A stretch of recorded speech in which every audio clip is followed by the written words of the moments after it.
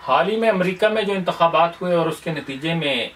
Donald Trump जो है वो अमेरिकी सदर बने, तो उसको पूरी उम्मत मुस्लिमा में बिलुमूम और ख़ास तौर पे पाकिस्तान में बड़ी गहरी तशवीश की नज़र से देखा जा रहा है। लेकिन अमूमन हम चीज़ के एक ही रुख को देखते हैं और उसकी वजह से हमारे जो मखसूस जब हम एक नुक्ता निगाह रखते हैं और फिर बाकी पहलू हमारी नज़रों से ओझल हो जाते हैं।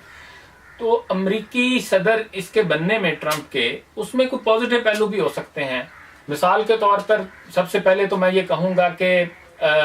डोनाल्ड ट्रंप ने अपनी जो पहली तकरीर में ये कहा कि आओ रेडिकल इस्लाम को जो है वो सफ़ा हस्ती से मिटा दें, तो मैं ये कहूँगा कि ये इस पर हमें ट्रंप का शुक्रिया अदा करना चाहिए कि वो उसने जो है वो कोई लगी लिपटी रखे बगैर जो है वो अपना बातिन भी खोल के जाहिर कर दिया और उसने तो बिल्कुल यानी वो क्लियर होके जो है वो आ खड़ा हुआ इस्लाम के मुकाबले में। और उसने तो ये भी ज़हमत नहीं की कि कोई दहशत गर्दी या इंतहा पसंदी की जो है वो इस्तेमाल करे। तो इस पे हमें शुक्रिया अदा करना चाहिए और ये मैं तो इसको पॉजिटिवली लूँगा। और दूसरा ये कि ट्रंप ने अपनी मुहिम में कश्मीर का मसला हल करने का अज़म का इजहार किया था, तो उसमें ये बहरहाल सलाहियत है कि वो CIA और अमेरिकी इस्टेब्लिशमेंट के सामने जो है वो आंखों में आंखें डाल के देख सके और उनसे अपनी बात मनवा सके। तो उससे ये उम्मीद की जा सकती है कि वो ये मसला हल करवाने के लिए भी अपना किरदार अदा करेगा, क्योंकि ओबामा तो वैसे ही ब्लैक होने की वजह से और कुछ वैसे भी हमेशा दबे दबे और सहमे सहमे रहे हैं ओवल ऑफिस में। और उसके अलावा ट्रंप की जो एक सोच है वो ये है कि अमेरिका अपने आप में रहे और वो जो है वो पहले अपने दाखिली मसाइल को हल करे। और इसके अलावा इस तरह से वो अमेरिकी CIA की वो बदमाशियों को वो रोक सकता है कि जो इस वक्त पूरी दुनिया में वो रवा रखे हुए है। और उसी की वजह से ये जितने जुलूस हुए हैं ट्रंप के खिलाफ, इसके पीछे भी अमेरिकी CIA का हाथ है। और उसकी जो बदमाशियां उसमें मिसाल के तौर पर पूरी दुनिया में जो मनशियात की स्मगलिंग है, जो अफगानिस्तान से जिसका 90% पैदा होता है और 40% जो है वो पाकिस्तान के जरिए से तरसील जिसकी होती है, इसको भी इससे लाखों करोड़ों डॉलर जो है वो बिलियन डॉलर जो है वो अमेरिकी CIA कमाती है। और फिर उसके अलावा उसने जो अपनी दिफाई जो सलाहियतें हैं वो उसने जो देना शुरू कर दी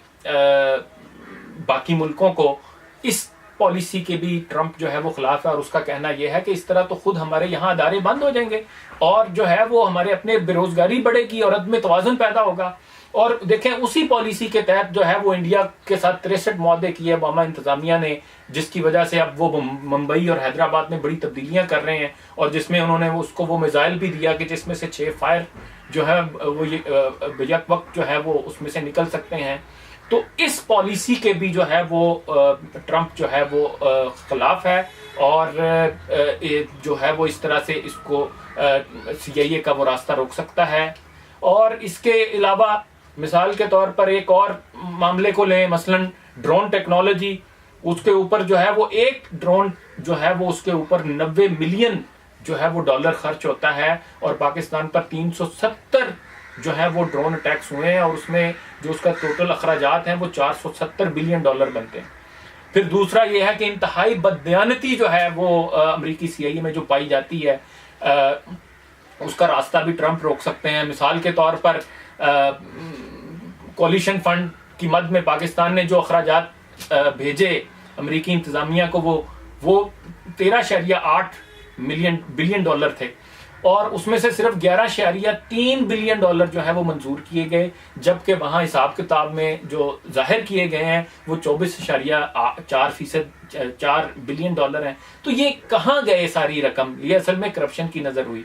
और मज़े की बात यह है कि वहाँ अखराजात में जो है वो अफगानिस्तान को बहरी जहाज तक जो है वो फ्राहम करने के जो है वो मेंशन किए गए, हालांकि अफगानिस्तान में न समंदर है तो बहरी जहाज कहाँ से आने।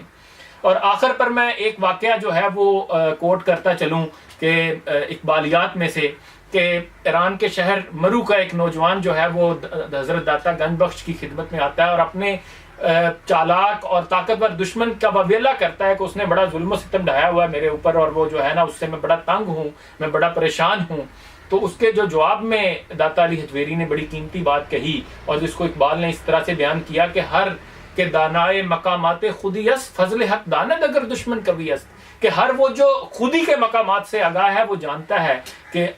ताकतवर दुश्मन जो है वो अल्लाह का फजल होता है, क्योंकि उसकी ताकतवर होने से आपकी सलाहियतें निकलती हैं, आप अपने आप पे तवज्जो देते हैं, आप अपने आप को मजबूत करते हैं, आप अपने आप को नाकाबिले तस्खीर करते हैं। तो इस एतबार से देखा जाए तो एक ताकतवर दुश्मन भी अल्लाह का फजल है। और फिर ये याद रहे कि तकदीर के काजी का ये फतवा है अजल से, है जुर्म ज़ईफ़ी की सज़ा मर